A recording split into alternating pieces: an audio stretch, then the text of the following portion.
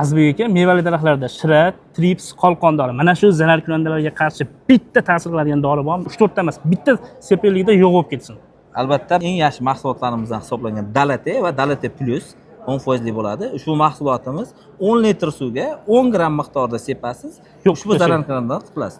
Olma qurti, sharq meva xo'ri, mana shunaqa qurtlar zararkunandalarga qarshi nimani tavsiya qilasiz? Bularga qarshi ham albatta bizda mahsulotimiz bor. Bu Protect Pro hisoblanadi. Tarkibida 2 xil sistemli mahsulot saqlanadi. Buni ham 10 litr suvga 15-20 gram tavsiya etiladi.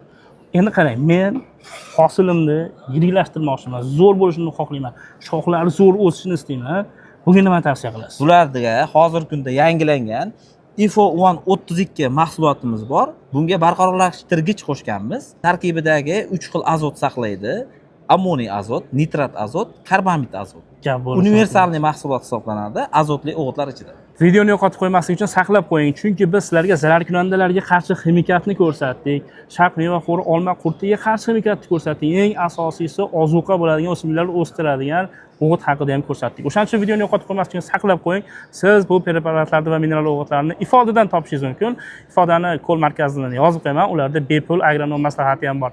Videoga layk bosib, tanishlarga yuborib qo'ying.